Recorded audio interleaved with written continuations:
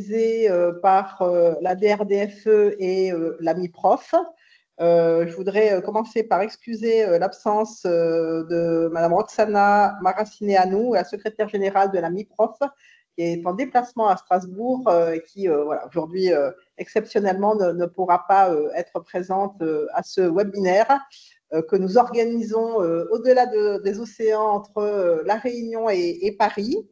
Ce webinaire sera consacré au primo-accueil des victimes, au psychotraumatisme, et donc l'objectif est de mieux comprendre pour mieux accueillir et mieux orienter les victimes de violences conjugales.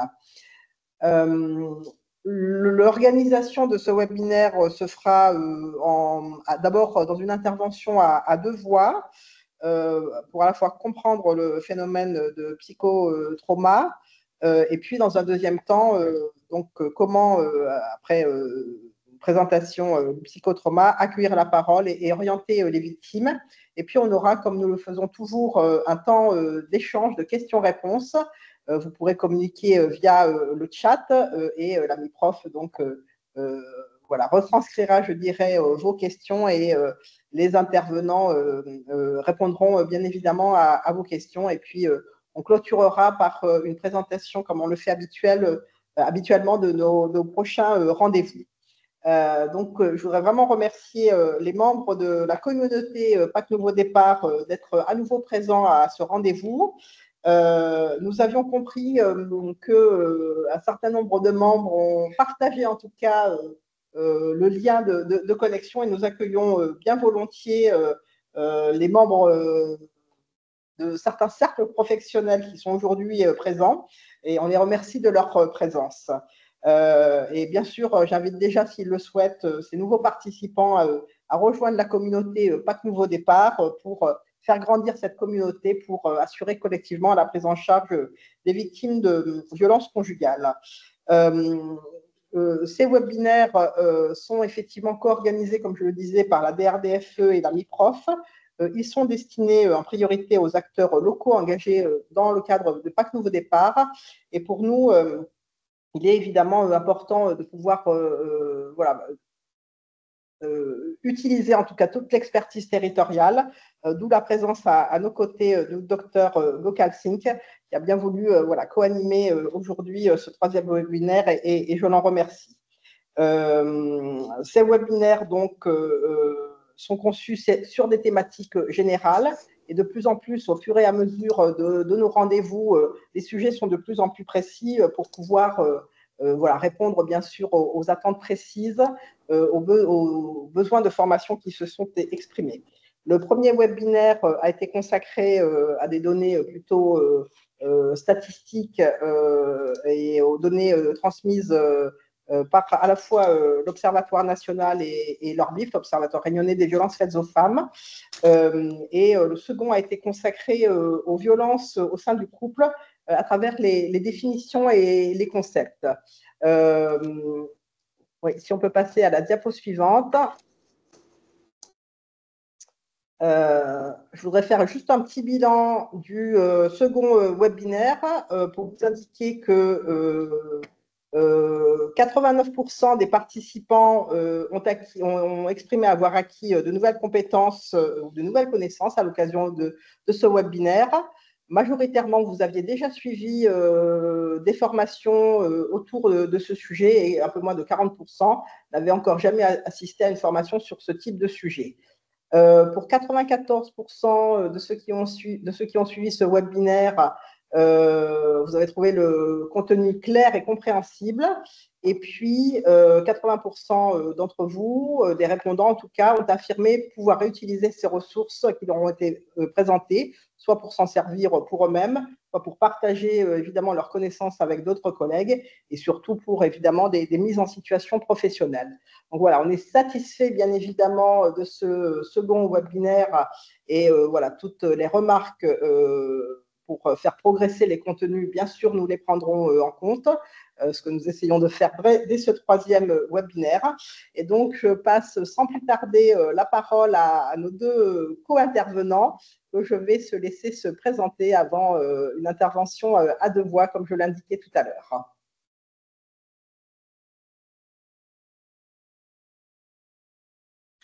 Alors, je suis Cathy Georges-Maya, conseillère technique dans la lutte contre les violences faites aux femmes et j'interviendrai plus particulièrement sur l'accueil de la parole et sur l'orientation des victimes. Et je laisse le docteur se présenter. Bonjour. Eh bien, d'abord, je voudrais remercier la DRDFE et la MIPROF de leur confiance, de m'avoir invité pour participer à ce webinaire. Donc, je suis Éric Gokelsing, je suis médecin psychiatre à l'EPSM de La Réunion et plus spécifiquement en charge d'un service qui s'occupe à la fois de suicidologie et de psychotraumatologie au sens large, puisque il y a notamment dans le service la cellule d'urgence médico-psychologique qui prend en charge plutôt les événements, enfin les victimes d'événements récents collectifs. Et puis l'autre élément, c'est le centre régional de psychotrauma qui a plutôt pour objectif de piloter la prise en charge des victimes, notamment des victimes individuelles, des victimes qui ont vécu des événements, qui parfois sont des événements anciens et qui ont des conséquences plusieurs années après, et à travers un certain nombre de pathologies, parmi lesquelles le trouble de stress post-traumatique. Donc en fait, j'ai compris qu'il était question dans ce webinaire de parler de l'accueil des victimes et il va être, en fait, je vais aborder cette question, c'est-à-dire pour pouvoir accueillir des victimes de psychotraumatisme, déjà, il faut comprendre ce qu'est le psychotraumatisme. Je vais donc essayer de vous expliquer un petit peu de quoi il s'agit, en sachant que je vais m'appuyer pour cela sur des formations qui sont proposées par le Centre régional de psychotrauma Océan Indien, donc qui sont proposées au niveau du territoire, à la fois pour les personnes qui sont clairement impliquées, notamment des soignants, mais pas que, aussi tous les autres partenaires qui s'occupent de victimes, ainsi que normalement toute personne qui s'intéresse à cette question, parce que plus nous serons nombreux à comprendre ce phénomène, mieux nous arriverons à lutter contre les conséquences. Donc la première chose que je vais aborder avec vous, c'est de savoir finalement ce qu'évoque pour vous le mot traumatisme, puisque là il est question de parler de psychotraumatisme. Donc qu'est-ce que c'est pour vous? Qu'est-ce que ça évoque pour vous le terme traumatisme? Il y a normalement un petit... Oui, alors je vous invite à scanner le QR Voilà. code qui est présent sur votre écran et je changerai justement de slide dès que vous l'aurez fait. Donc vous allez répondre à la question qui s'affiche et nous allons voir un nuage de mots.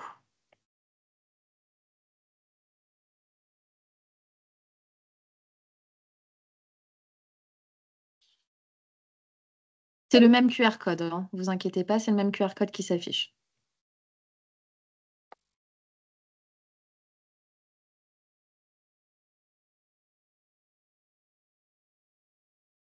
Je vous laisse encore quelques secondes pour le scanner, puis j'afficherai les réponses.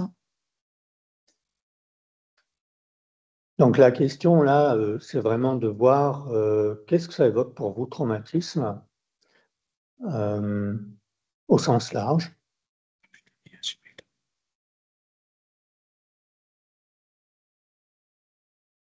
Si vous n'avez pas le temps de scanner le QR code, n'hésitez pas à me le dire dans le chat, je le remets, hein.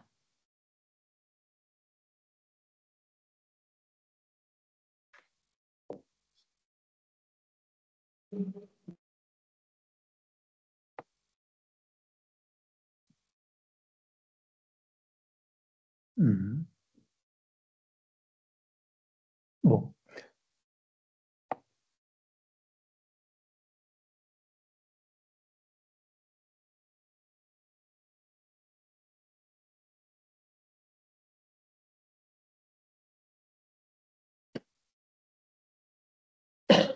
Alors, on peut voir que finalement, il y a cette notion de choc qui apparaît, donc quelque chose qui va venir effectivement bloquer la personne, la saisir.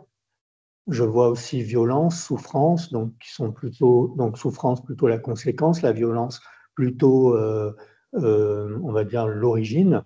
Donc en fait, dans le mot traumatisme, effectivement, il y a déjà, sur le plan sémantique, c'est quelque chose d'assez large. À la fois, il englobe la question de l'origine. Souvent, on emploie le terme de traumatisme pour parler de la cause, mais on parle aussi de traumatisme parfois pour parler des conséquences.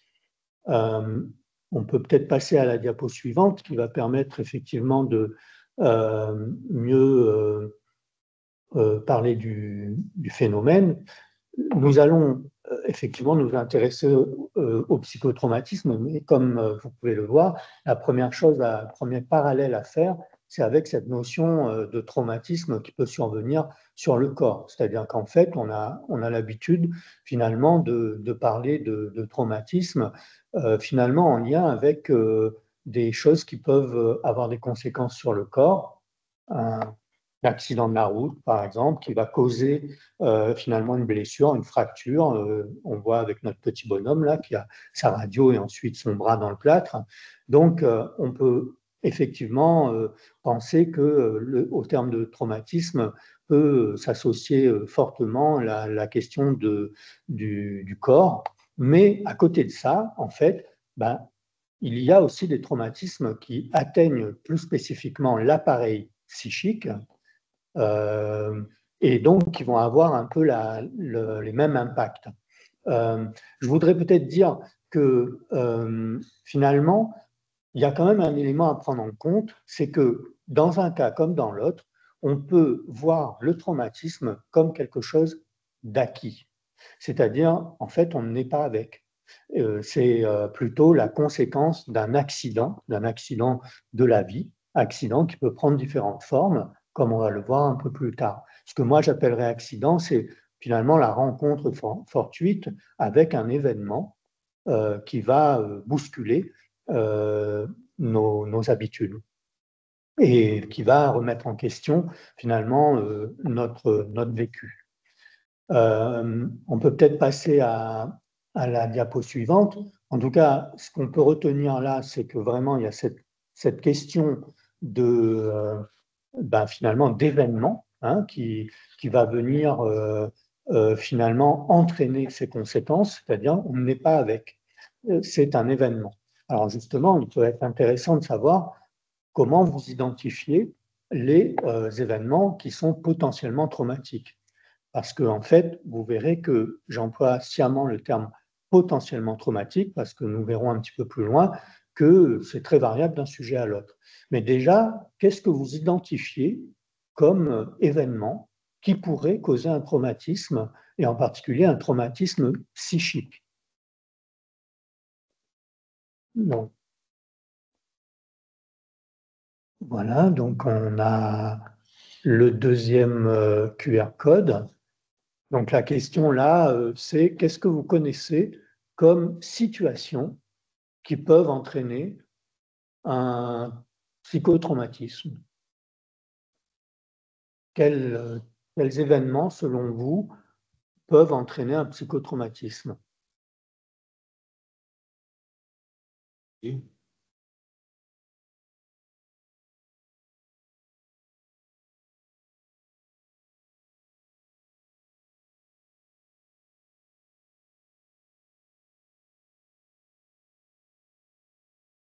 Voilà. Encore Donc une on fois, si voit vous n'avez pas le temps de effectivement, scanner, dites-le moi, hein, je remets le QR code, il n'y a pas de difficulté.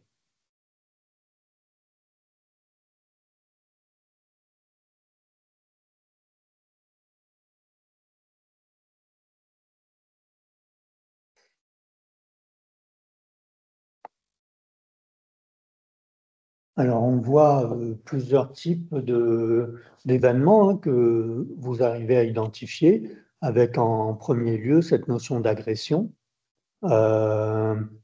et cette notion de violence et la notion aussi qui revient d'accident. Il y a aussi cette notion de décès, donc on va voir effectivement que la question de la mort, elle est importante dans les situations potentiellement traumatiques. Je vois aussi apparaître de manière assez importante les agressions sexuelles, telles que le viol. Donc, effectivement, vous identifiez un ensemble d'événements qui peuvent potentiellement être traumatiques, et on va voir sur la diapo suivante une classification de ces événements potentiellement traumatiques. Donc, effectivement, on peut avoir des événements qui sont des catastrophes naturelles. Elles n'apparaissent pas là, mais on peut aussi considérer les catastrophes technologiques. Donc, par exemple, une usine qui explose, les violences, les agressions, les accidents, donc accidents de la route, mais ça peut aussi être accidents de loisirs, les guerres, les attentats. Donc, en fait, on note là que ce qui est potentiellement traumatique est fortement associé à la brutalité de l'événement ou alors à la notion de violence. Mais traumatique pour qui? Alors, on a coutume effectivement de parler d'événements psychotraumatiques pour les victimes, donc les personnes qui vivent l'événement véritablement, qui sont l'objet de cet événement, mais parfois peuvent aussi être atteints les personnes qui simplement assistent à l'événement. C'est-à-dire quelqu'un qui voit quelqu'un d'autre, par exemple, se faire agresser ou qui voit quelqu'un d'autre se faire menacer, peut tout à fait aussi développer un traumatisme. Et je voudrais aussi attirer votre attention sur un élément qui est quand même relativement nouveau. Depuis à peu près 2015, on commence à se rendre compte que la question du traumatisme peut aussi atteindre des professionnels, notamment les sauveteurs, les forces de l'ordre, qui peuvent intervenir dans le cadre d'événements à potentialité traumatique pour les victimes, mais aussi d'autres personnes comme les personnels de justice, les personnes qui font du soin et qui vont prendre en charge les victimes. Donc aujourd'hui, on peut considérer que le psychotraumatisme peut atteindre, on va dire, 3 grandes catégories. On va dire d'abord les gens qui ont vécu l'événement lui-même, donc les victimes. Ensuite, les personnes qui sont intervenues pour aider ces victimes. Et là-dedans, c'est les forces de l'ordre et puis les SMURistes, les pompiers, etc. Et la troisième catégorie qui est identifiée aujourd'hui, c'est les personnes qui vont prendre en charge ces victimes à distance de l'événement. Donc, qui vont être en réalité non pas soumises à l'événement ou aux conséquences directes de l'événement, mais plutôt à l'histoire qu'en a fait le sujet, la façon qu'il a d'en parler. Donc cette traumatisation aujourd'hui est identifiée bien souvent comme ce qu'on appelle la traumatisation secondaire ou encore le traumatisme vicariant ou encore la fatigue de compassion. Donc ce sont 3 termes un peu similaires avec de légères différences. En tout cas, ce que je voudrais peut-être vous pointer du doigt, c'est que la question du traumatisme dans un événement donné, ça n'affecte pas uniquement que les personnes qui ont vécu l'événement, mais aussi toute personne qui, de près ou de loin, va y être impliquée. Alors, qu'est-ce qui se passe en réalité? Donc, si on prend par exemple la question des violences, donc puisqu'il est question de cela dans le pacte Nouveau Départ, puisqu'il s'agit de s'occuper de personnes qui ont été victimes de violences de la part de proches, et en particulier dans le cadre conjugal. Donc, ces violences, elles peuvent être physiques, elles peuvent être psychologiques, elles peuvent être sexuelles. Enfin, vous avez pu en parler, j'imagine, auparavant. En tout cas, toutes ces violences, quelle que soit la modalité, vont générer quelque chose chez la personne qui va y être confrontée. La personne qui va y être confrontée va expérimenter un vécu où elle va se sentir en danger. Qu'est-ce qui se passe quand on se sent en danger? En fait, quand on se sent en danger, il va y avoir une réaction de l'organisme. On pourra le voir, on peut peut-être mettre la diapo d'après. En fait, quand on se sent en danger, en réalité, on va mettre en place ce qu'on appelle une réaction de stress. Et la réaction de stress, c'est une réaction physiologique, donc c'est une réaction de notre organisme qui nous prépare à faire face à l'origine de ce danger. Et donc là-dedans, premier élément, c'est la perception du danger, et ça c'est en lien en général avec une émotion qui est la peur ou l'effroi étant la forme la plus grave de peur, on va dire. En tout cas, ça va mettre en jeu une structure cérébrale qui s'appelle l'amygdale cérébrale, petite structure un peu comme une amande, qui est le siège de nos émotions. Connecté à cette amygdale, il y a le système nerveux autonome, qu'on appelle système nerveux sympathique ou parasympathique. Il y a les deux. Le sympathique étant ce qui permet d'accélérer le corps et le parasympathique plutôt ce qui permet de calmer la réaction. En tout cas, face à un danger, on a le système sympathique qui va se mettre en œuvre. C'est ça, en fait, qui fait qu'il va y avoir une libération d'adrénaline dans le sang. Et cette adrénaline, elle va avoir pour objectif à la fois d'augmenter la fréquence du cœur pour augmenter la vascularisation des muscles. Elle va avoir pour conséquence d'augmenter la fréquence respiratoire pour mieux oxygéner le sang, pour que justement on ait les ressources nécessaires pour pouvoir mettre en place une réaction qui va être une réaction de protection, de mise à distance du danger. En réalité, il y a 3 types de réactions qui existent chez l'animal. L'être humain est un animal un peu plus évolué que d'autres animaux, mais ça reste quand même basique. Il y a 3 types de réactions qui permettent à un animal de se soustraire du danger. La première réaction, c'est le combat. La deuxième, c'est la fuite. Et la troisième, qui peut exister chez certains animaux, qui peut exister aussi chez l'être humain, c'est simuler la mort, c'est-à-dire ne rien faire, mais sciemment, c'est-à-dire c'est décidé. C'est un comportement où on inhibe tout ce qu'on voudrait faire parce qu'on a analysé notre environnement et on estime qu'il vaudrait mieux ne pas bouger parce qu'en bougeant, potentiellement, on peut s'exposer encore plus.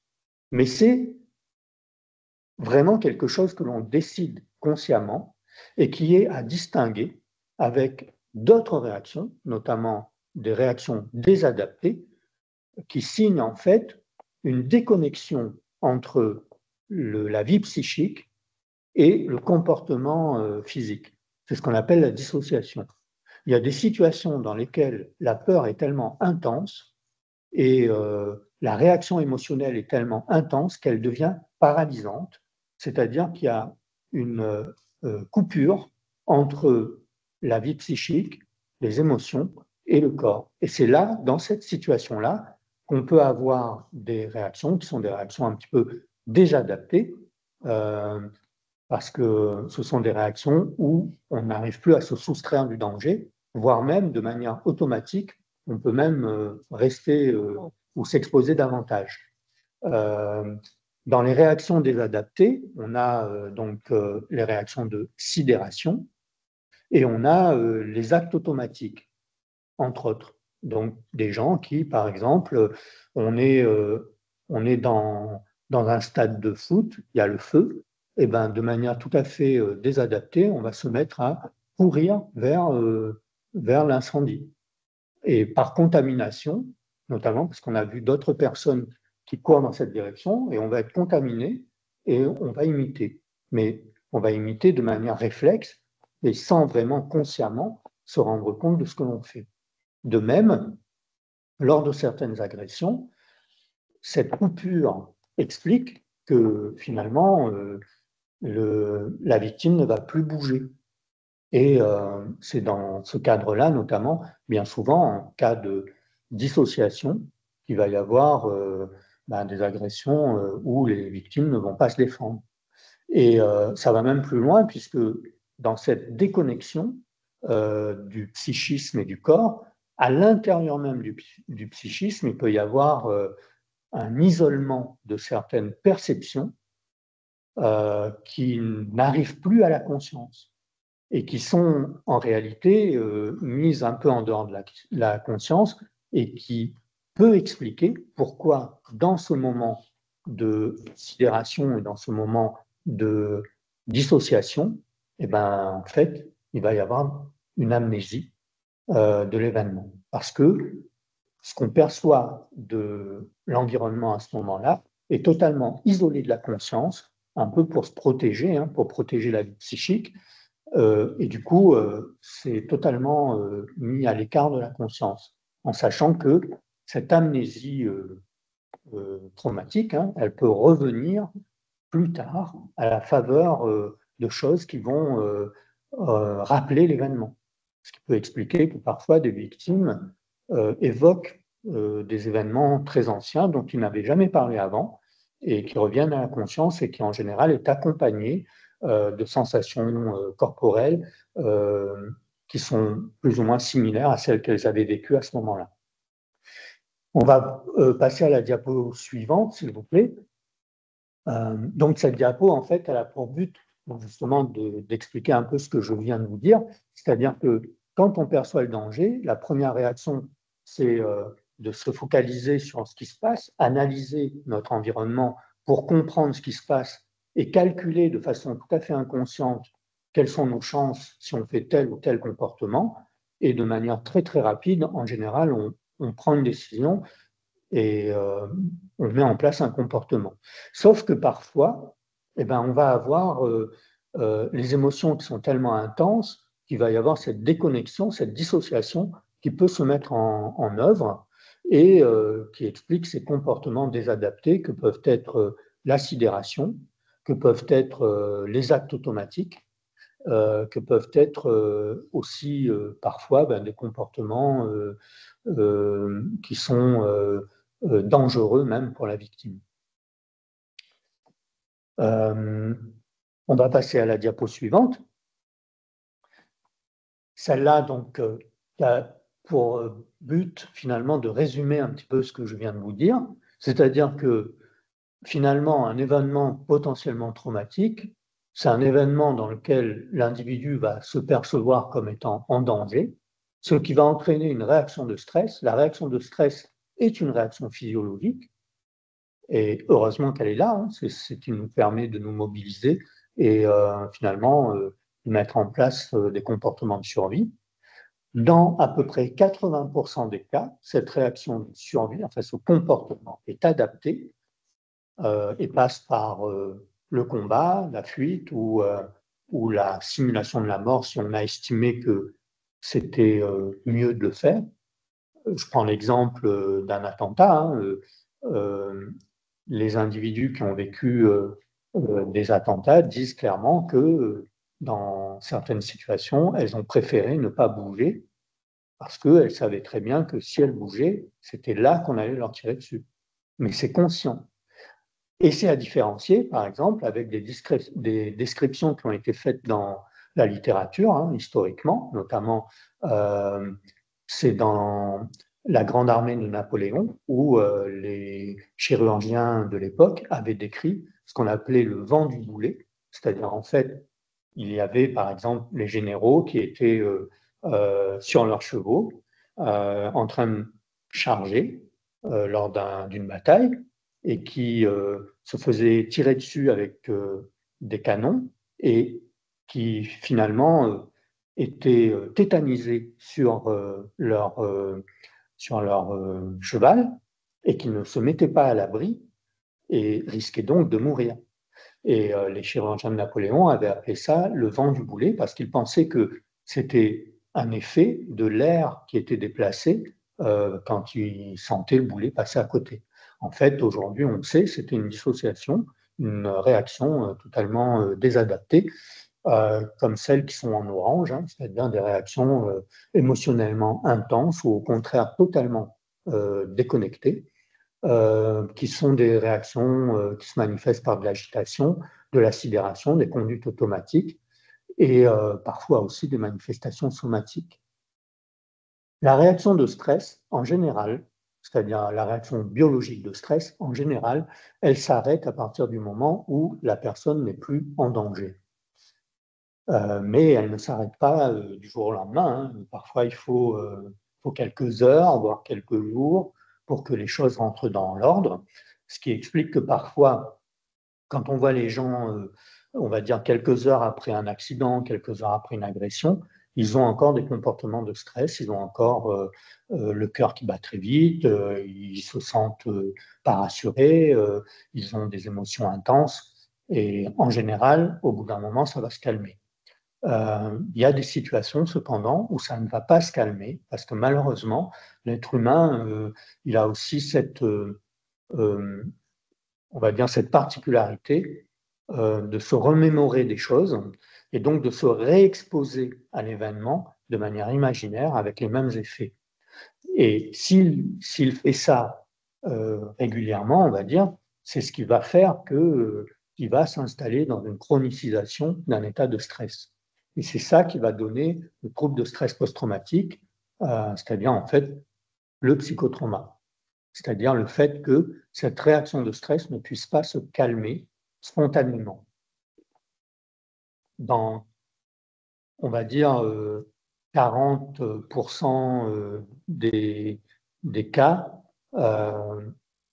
cette réaction ne va pas se calmer, par exemple après un accident de la route, après une agression, mais en général, il y a une grande proportion des victimes en fait qui spontanément vont finalement régresser et revenir à un état normal. Et il y a d'autres personnes qui malheureusement ne vont pas pouvoir, bien que l'événement soit terminé, reprendre le contrôle de leur physiologie et reprendre le contrôle sur cette réaction de stress, ce qui va entraîner une pathologie. Parce qu'en plus, cette réaction de stress où on libère de l'adrénaline comme ça va avoir des conséquences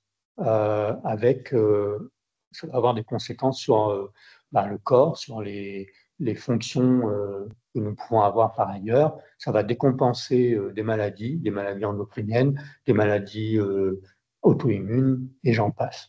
Alors, sommes-nous tous au même niveau concernant ces éléments-là? C'est-à-dire, finalement, si on doit, si on est soumis à un événement potentiellement traumatique, est-ce qu'il y a des personnes qui, plus que d'autres, vont être sujettes à cette incapacité, on va dire, à calmer leur stress?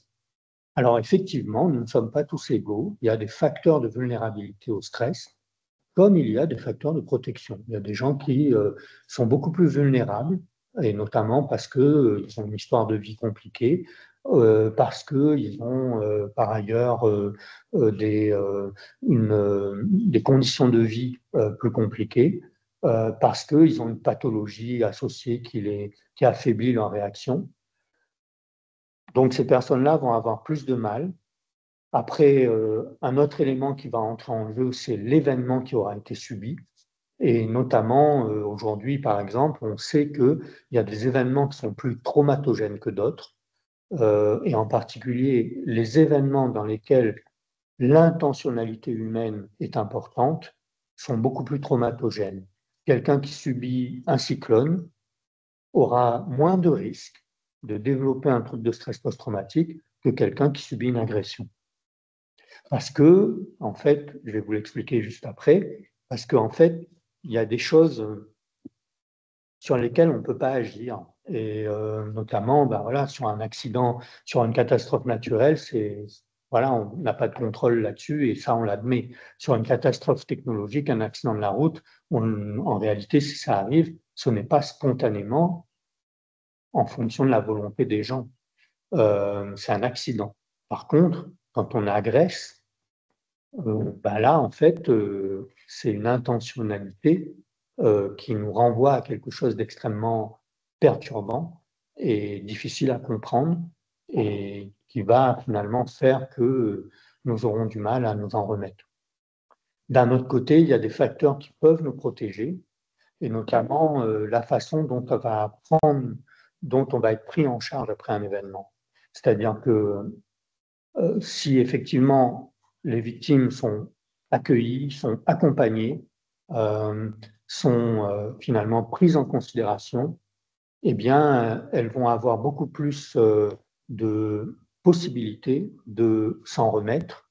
Et finalement, le fait que cette prise en charge se passe bien, ça va leur renvoyer la notion qu'ils font partie d'une communauté d'êtres humains solidaire sur laquelle on peut compter. Et ça va aider à leur amélioration. Et après, nous avons tous des facteurs de résilience qui sont différents en fonction de ce que l'on est à un moment donné, en fonction de comment nous avons été élevés, en fonction des ressources que nous avons pu avoir tout au long de notre vie. Tout ça pour dire qu'un individu donné on peut avoir un événement qui est vécu par 15 personnes, et en fait, il va y avoir 15 réactions données. Et individuellement tous, nous devons garder à l'esprit que si nous avions vécu un événement donné, nous ne savons pas comment nous aurions pu agir et ça doit nous pousser à être beaucoup moins dans le jugement et beaucoup plus dans la compréhension et dans l'empathie. L'empathie, c'est la possibilité de se mettre à la place de l'autre et de comprendre ce qu'il vit. La diapo suivante. J'ai un peu dépassé mon temps, donc je vais peut-être accélérer un peu. La diapo suivante, elle a pour but de vous faire poser cette question. Alors, finalement, on vit quoi? On vit un événement stressant ou on vit un événement traumatique? Eh bien, en fait, on vit d'abord un événement stressant, c'est-à-dire un événement qui va mobiliser nos ressources pour faire face et nous extraire du danger. Et ça, le stress, c'est physiologique, c'est notre corps qui réagit. Par contre, le trauma, c'est une autre dimension, c'est le vécu, c'est-à-dire ce que nous avons vécu, qu'est-ce que ça veut dire pour nous? Et ça, c'est très différent d'un sujet à l'autre, et c'est très différent d'un événement à l'autre. Par contre, il y a de grandes classes.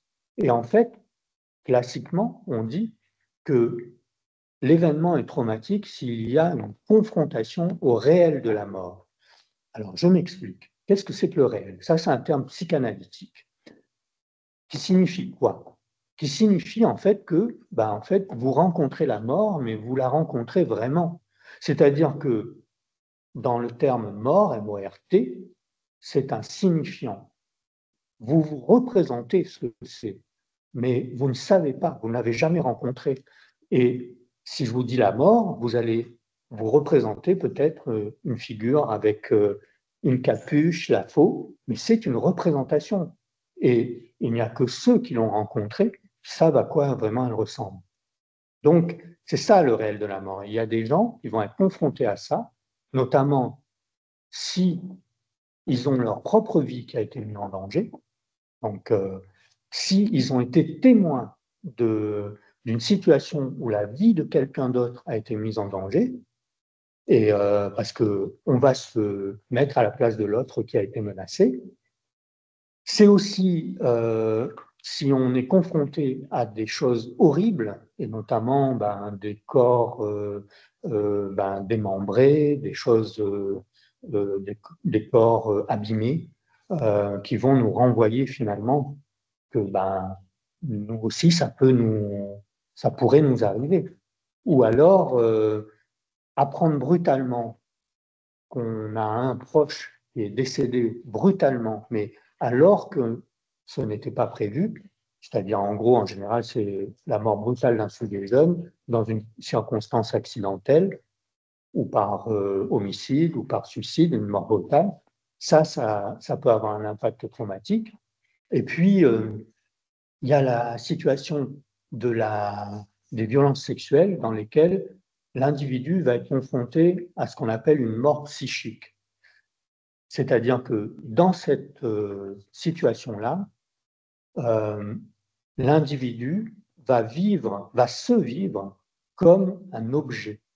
C'est-à-dire qu'il n'est plus considéré comme un être pensant par son agresseur, il est supposé être un objet, quelque chose qu'on agit contre sa volonté, quelque chose qu'on utilise. Et ça, c'est quelque chose de très traumatogène. Les violences sexuelles, c'est à peu près 70 à 80% des personnes qui vont développer un trouble de stress post-traumatique. Un accident de la route, c'est à peu près 30%. Donc et pourtant, il y a des violences sexuelles qui sont faites, j'ai envie de dire, sans forcément mettre une arme sur la tempe de la personne qui a subi. Donc, il y a un autre phénomène qui entre en jeu, c'est cette notion de mort psychique, qui est vraiment très importante. On va passer sur le diapo d'après, sur la diapo d'après, où, en fait, qu'est-ce qui se passe pour un individu donné? Comment on peut expliquer qu'un événement est traumatique? C'est parce qu'en fait, l'événement va nous confronter à la perte de nos illusions. Nous vivons dans un monde d'illusions. Dans un monde d'illusions, je vais vous le montrer, puisque nous avons tous une illusion d'invulnérabilité. Nous savons tous que nous sommes mortels. Pourtant, personne autour de la table ce matin n'a fait son testament. C'est donc bien que quelque part, nous intégrons tous une partie d'invulnérabilité et d'immortalité. Et c'est probablement ce qui nous aide à nous lever le matin et à continuer. Autre illusion, du contrôle de notre vie. Nous avons le sentiment de contrôler notre vie. Et pourtant, on traverse la route et tout d'un coup, il y a un camion qui déboule, on n'a rien contrôlé. Ça peut arriver à n'importe quel moment. Donc, quelqu'un qui est confronté à ça, c'est une illusion qui vole en éclats. Autre exemple, l'illusion que l'environnement physique est solide et protecteur. Donc, quand on se fait agresser, notre niveau de sécurité, il est réduit à zéro et on se rend compte qu'on vit absolument dans un monde qui n'est peut-être pas si sécure qu'on le pense. De même, nous avons l'illusion que l'humanité est bonne. C'est-à-dire que nous sommes tous dans cette communauté d'êtres humains, aimez-vous les uns les autres, nous pouvons compter les uns sur les autres, mais à ce moment-là, comment expliquer le regard de mon agresseur qui est en train de me torturer et qui visiblement prend du plaisir? Donc là, ça nous renvoie à quelque chose qu'on ne peut pas comprendre. Et c'est ça qui va faire que ça va considérablement modifier notre vision du monde et notre réaction par rapport au monde. Et une autre illusion, c'est l'illusion de solidarité, alors que en fait, c'est chacun pour soi. Les gens qui ont vécu des catastrophes et qui voient, par exemple, que l'aide humanitaire, elle est bloquée ou utilisée par d'autres personnes qui, par exemple, vont le commercialiser ou je ne sais quoi. Donc ça vous renvoie des choses qui vont considérablement modifier votre vision du monde et peut-être entraîner un trauma. En fait, ce qu'il faut bien comprendre aussi, c'est qu'aujourd'hui, on a tendance, grâce aux travaux de Léonore Père, à distinguer deux types de traumatismes, parce qu'on peut avoir des événements qui nous confrontent brutalement à la perte de ces illusions, mais une fois, un accident de la route. Mais on peut très bien aussi être confronté de manière régulière et de manière répétée à cela, et notamment dans les violences faites aux enfants. Comment expliquer que la personne, notre objet d'attachement, c'est-à-dire le père, la mère ou l'adulte qui s'occupe de nous, comment expliquer qu'il nous fasse du mal? Donc, c'est particulièrement déstabilisant et ça va entraîner une modification de la perception du monde, de la possibilité de mettre en place des comportements et des relations adaptées avec les autres. Donc, c'est un peu tout ça. La diapo suivante. Alors, les gens qui vont vivre un psychotrauma, on va pouvoir les repérer parce qu'ils vont avoir des symptômes. Et essentiellement, donc là, je les ai listés, mais grosso modo, il faut retenir que si quelqu'un a vécu un événement traumatique, il va avoir des symptômes qui vont être des symptômes de répétition de l'événement, c'est-à-dire ils vont revivre, ils vont avoir des pensées intrusives, ils vont repenser à l'événement ou à des choses qui y ressemblent, ils vont avoir des flashbacks. Les flashbacks, c'est légèrement différent. Le flashback, c'est à la fois une remémoration de l'événement, mais c'est aussi l'événement qui est revécu dans son corps, c'est-à-dire avec, par exemple, le cœur qui s'accélère, avec des sueurs, avec cette augmentation de la fréquence respiratoire, comme si on vivait de nouveau l'événement, avec ce sentiment de danger imminent. On a d'autres signes évocateurs qui sont les signes d'évitement, c'est-à-dire tout ce qui va pouvoir rappeler l'événement va être évité, ce qui peut avoir de gros problèmes. Je vous cite l'exemple d'un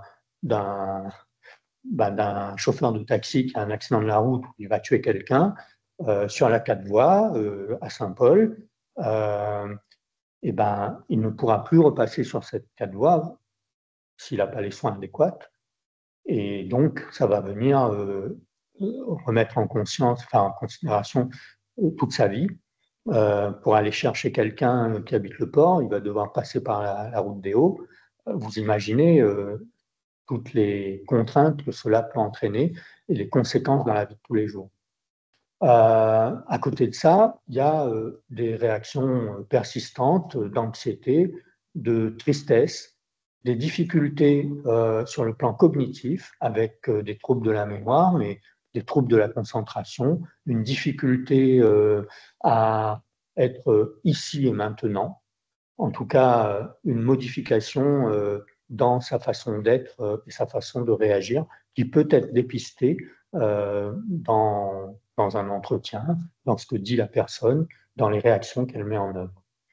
La diapo suivante.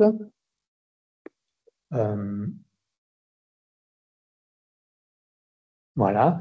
Donc, là, c'est juste pour vous rappeler qu'on a aujourd'hui deux types de troubles de stress post-traumatique, deux types de psychotraumatisme.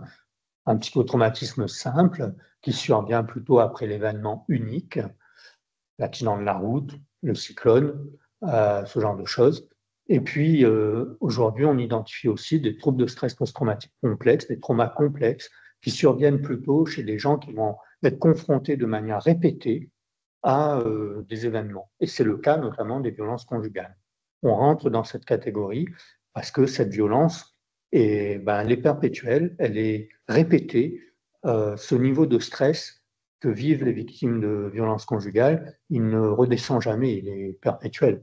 Et donc c'est ça qui fait que ça va entraîner des troubles à la fois dans la relation aux autres, des troubles qui affectent notamment on va dire l'image de soi, le sentiment de dévalorisation, etc. Et puis des moments de dysrégulation émotionnelle avec des moments où effectivement il y a énormément d'émotions, des troubles des relations avec les autres. La diapo suivante, s'il vous plaît, qui est une diapo, je pense, de conclusion et voilà, qui permet effectivement de rappeler les deux formes de psychotraumatisme, avec d'un côté celui qui fait suite à un événement unique et qui lui peut donner lieu à une pathologie qu'on appelle le trouble de stress post-traumatique. Et à côté de ça, il y a des gens qui vont avoir des événements répétés. Et là, on peut se rendre compte que les troubles peuvent durer des années et ces troubles sont associés en plus à des comorbidités, notamment des comorbidités psychiques et des comorbidités somatiques, des maladies endocriniennes, des maladies gynécologiques, des maladies auto-immunes, etc.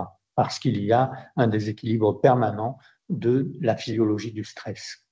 Donc aujourd'hui, les victimes de violences conjugales sont plutôt à considérer dans la deuxième catégorie, catégorie de psychotrauma complexe, sauf si on peut intervenir après la première violence, où là, l'enjeu n'est pas du tout le même, parce que justement, peut-être que cette intervention précoce et cette mise à l'abri précoce peut permettre de finalement éviter certaines chronicisations ou apparitions de troubles.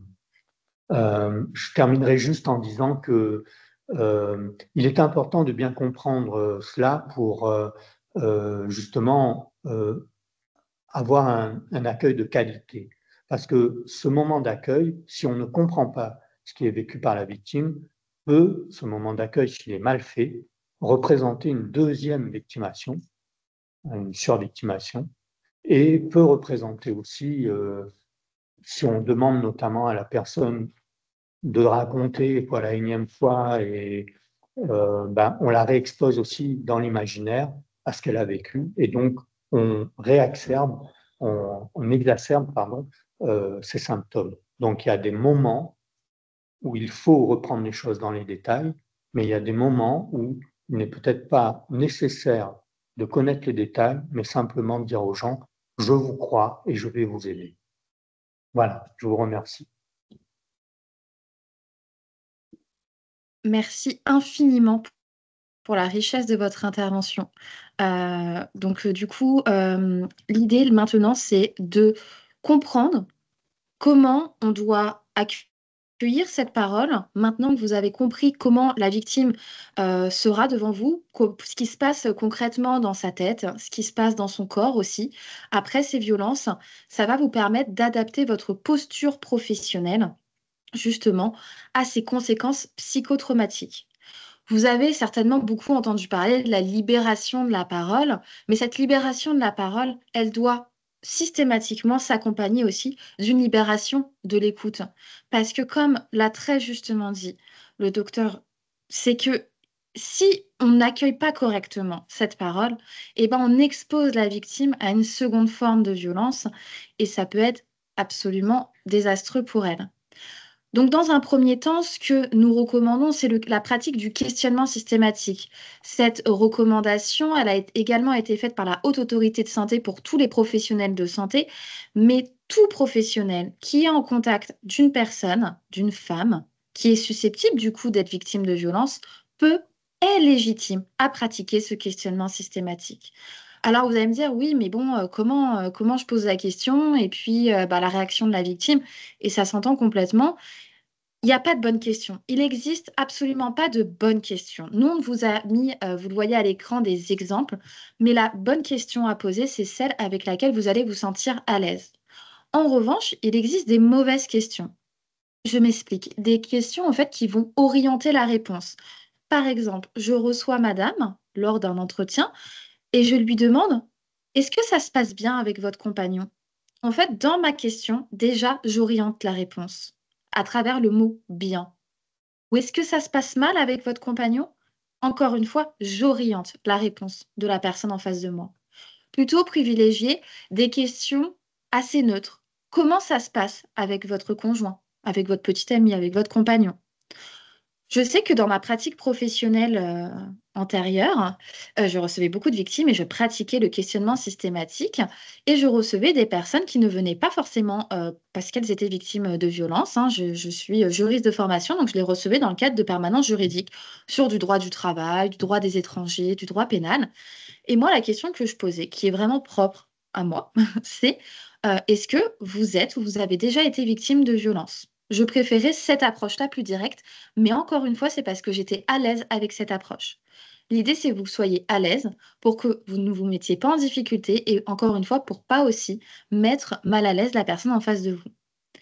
Il y a des craintes qui reviennent assez régulièrement, des professionnels qui me disent, mais oui, mais si la personne, enfin, comment elle va réagir? Peut-être qu'elle va pas apprécier que je lui pose cette question. Sincèrement, pour avoir pratiqué le questionnement systématique et pour toutes les personnes qui le pratiquent, enfin, le disent également, on a très peu de retours négatifs. Moi, j'en ai jamais eu. Jamais eu de personnes qui me disent, mais pourquoi vous me posez la question? C'est n'importe quoi. J'ai eu des personnes qui m'ont demandé pourquoi je leur posais la question, et c'est normal, et de répondre, je pose cette question à absolument tout le monde. Ça fonctionne très bien. Pour celles et ceux qui ont assisté à notre deuxième webinaire, vous voyez dans le court-métrage qui s'intitule Anna, un médecin qui pratique le questionnement systématique. Et on voit justement la femme en face de lui qui lui demande, mais pourquoi vous me posez la question? Et il répond, bah, je pose la question à toutes mes patientes. Je vous invite à le regarder si vous ne l'avez pas vu, ça vous permettra aussi, vous, de voir un petit peu comment on peut poser cette question. Vous pouvez retrouver ce court-métrage sur le site arrêtonslesviolences.gouv.fr et il s'intitule Anna. Il y a une autre forme de questionnement, j'ai envie de dire le questionnement indirect, c'est-à-dire que si véritablement vous ne vous sentez pas à l'aise de poser la question, vous pouvez tout à fait, dans votre salle d'attente, dans votre bureau, tout simplement, mettre des affichages, poser des prospectus de sensibilisation. Au moins, ça montre à la personne qui vient, à la femme qui vient vous voir, que ici, elle pourra parler de ces violences, que vous allez vous y intéresser et que vous allez l'accompagner. Ça, c'est véritablement important. Les deux, c'est le mieux, mais en tout cas, si vous ne vous sentez pas capable de poser la question, et ça s'entend aussi, je vous invite au moins à faire ce questionnement, j'ai envie de dire, indirect à travers de l'affichage.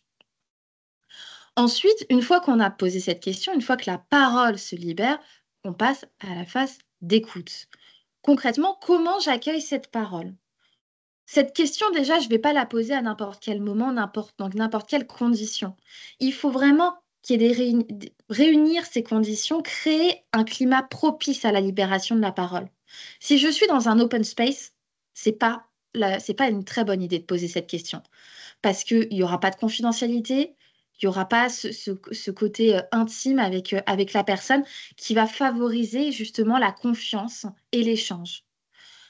Pareil, si la victime, enfin si la femme qui vient vers moi, si la personne qui vient me voir est accompagnée de ses enfants, est accompagnée de son conjoint, est accompagnée même d'une ou un ami, c'est pas forcément, enfin c'est pas forcément, c'est même pas que c'est pas forcément, c'est que c'est surtout pas le moment de poser cette question. Il ne faut pas poser la question si la victime est accompagné de quelqu'un. Ça peut paraître évident, où on peut se dire oui, mais l'enfant, il est petit, il n'écoute pas forcément, il est en train de jouer, mais en fait, si, il entend, et puis même s'il il n'entend pas, admettons, quand bien même, la victime ne sera absolument pas à l'aise pour parler de ce sujet-là. Donc vraiment, il y a un contexte aussi tout autour de l'accueil de la parole. Donc choisir un lieu approprié et confortable. Et ensuite, dans votre posture professionnelle, j'ai envie de dire, le langage non verbal va être extrêmement important à ce moment-là. La victime va y être particulièrement sensible. Avoir une écoute active, montrer que vous êtes pleinement présent et présente dans cet accueil de la parole, en soutenant la parole, en acquiesçant, en n'ayant pas de mouvement brusque, en ne faisant pas autre chose, mais en étant pleinement disponible à cet accueil. Pareil, moi, ce que je conseille, c'est de prévenir vos collègues que là, vous ne souhaitez pas être dérangé, parce que ça peut vraiment couper la personne dans son récit. Ne pas décrocher au téléphone, bon, sauf extrême urgence évidemment, mais voilà, mettre son portable peut-être en silencieux et ne pas décrocher à son téléphone fixe pendant ce moment-là. Ensuite, valider les émotions et le ressenti de la victime, la sécuriser. Je ne sais pas, encore une fois, si vous étiez présent présent et présente lors du précédent webinaire où on a parlé de la stratégie de l'agresseur. Mais vous, votre rôle, quand vous accueillez cette parole, c'est de déconstruire cette stratégie. Pour rappel, il va culpabiliser la victime.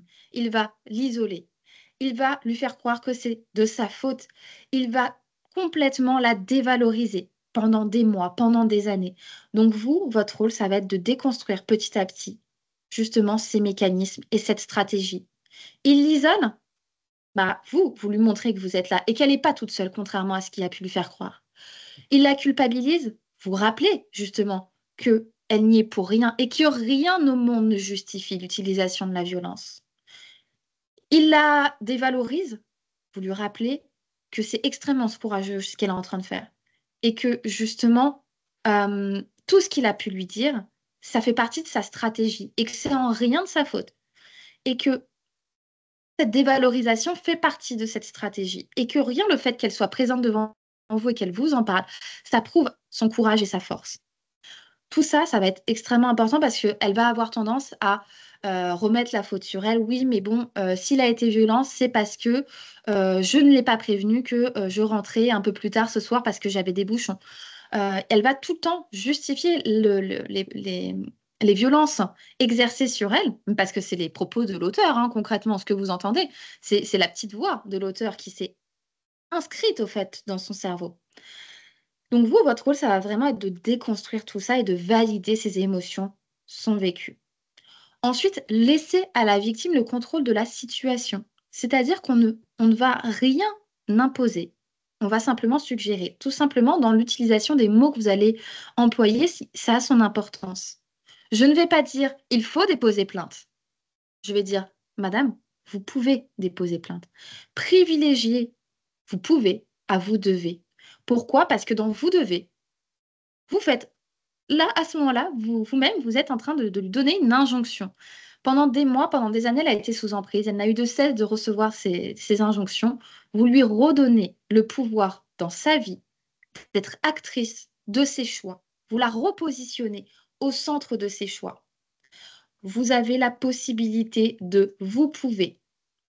Ça peut paraître bête, hein, comme petit tips, mais c'est vraiment, vraiment important dans cette libération de cette parole et dans cette adaptation à l'écoute. Alors, ce que je vous dis aussi, c'est vous adapter à la temporalité de la victime. C'est-à-dire que au moment où elle va raconter son récit, moi, une fois qu'elle m'avait raconté son récit, je lui demandais toujours, mais vraiment systématiquement, comment je peux vous aider? Qu'est-ce que je peux faire pour vous? Qu'est-ce que vous voulez? Alors parfois elles sont un peu perdues, donc quand c'est comme ça, bon bah en fonction de ce qui a été dit, vous lui exposez, bah vous avez la possibilité d'être accompagné par une association d'aide aux victimes, vous avez la possibilité d'aller voir un psychologue, d'aller voir le centre régional de psychotrauma, vous avez la possibilité, vous lui exposez voilà toutes les possibilités qu'elle a. Si vous souhaitez divorcer, vous pouvez vous faire accompagner par un juriste d'une association, par un avocat. Si vous voulez simplement des informations, voilà. Voilà ce que vous pouvez faire concrètement. En tout cas, on n'impose rien et on respecte sa temporalité. Elle ne veut pas déposer plainte, ok. On ne va pas la forcer à tout prix à déposer plainte. On va, en revanche, travailler petit à petit pour l'orienter vers un dépôt de plainte. Mais ce ne sera pas l'objectif ultime à ce moment-là. Alors, bien évidemment, ce que je suis en train de vous dire, c'est pour les majeurs. Pour les mineurs, il y aura évidemment une information préoccupante à rédiger à minima et un signalement au procureur à faire si l'enfant est victime. Pareil, en sachant que les enfants sont systématiquement co-victimes des violences au sein du couple. Et ça, c'est important de l'avoir en tête parce que toutes les conséquences psychotraumatiques qu'on vous a exposées, ça s'applique également aux enfants co-victimes qui sont présents lors des violences. Même s'ils sont dans leur chambre et qu'il y a une porte qui va séparer cette violence. Mais la violence, elle traverse les murs, croyez-moi.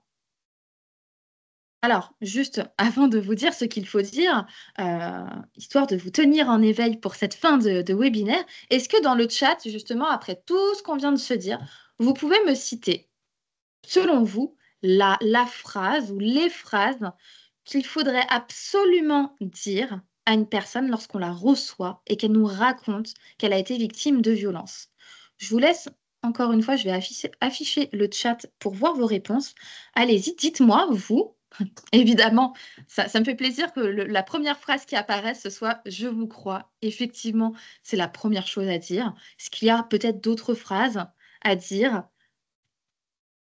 D'autres phrases que vous utilisez peut-être aussi? Oui, je vous crois, mais je suis d'accord, on pourrait toutes et tous le marquer parce que c'est la phrase prioritairement à dire. C'est vraiment ce sur quoi il va falloir appuyer parce que la victime a tellement peur qu'on ne la croit pas. Encore une fois, ça fait partie de la stratégie de l'agresseur.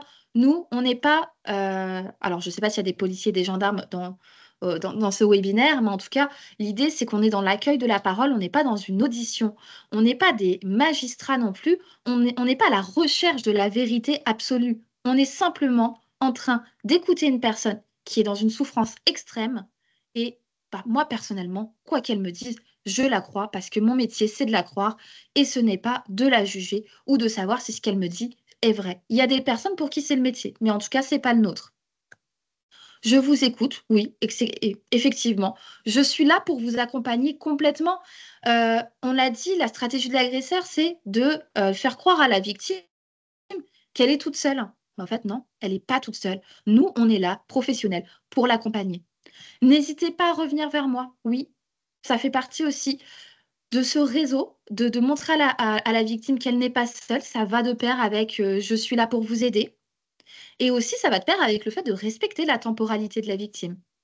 Je ferai tout mon possible pour vous aider. Oui, complètement. Je suis, pour l'instant, tout ce que vous dites, je suis totalement fan. Est-ce qu'il y a d'autres choses?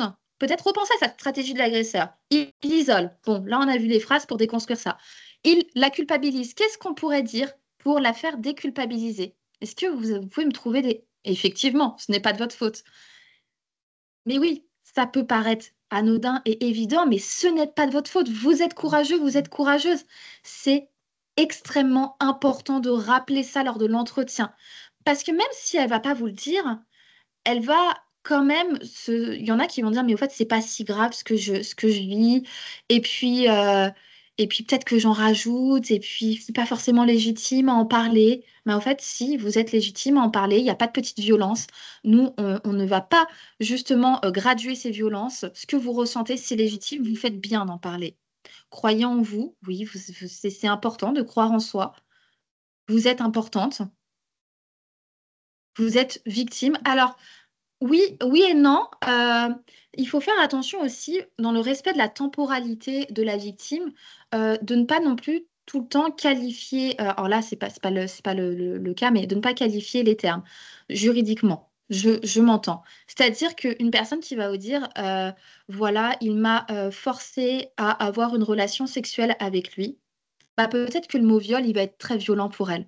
Et que c'est plutôt la place aux professionnels de santé de respecter cette temporalité et d'introduire au fait ce mot qui peut être violent au moment où la victime se sent prête à l'entendre. Donc, si la victime d'elle-même, elle utilise ce mot viol, vous le reprenez évidemment.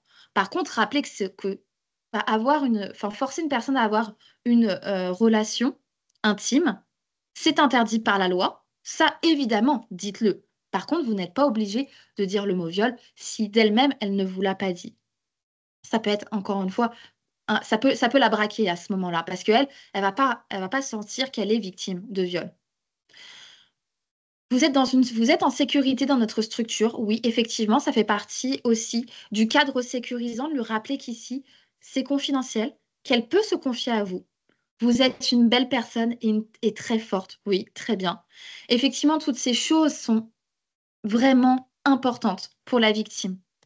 Alors moi, je vais vous mettre ce que nous, on vous suggère. Alors, c'est pas du tout une liste exhaustive, hein, c'est simplement des phrases. Je vais vous aider. Alors, on a utilisé le tutoiement, vous pouvez utiliser le vouvoiement en fonction de la relation que vous avez avec la personne. Je vais t'aider, je te crois. Tu n'y es pour rien. Tu n'es pas seul. Rien ne justifie la violence.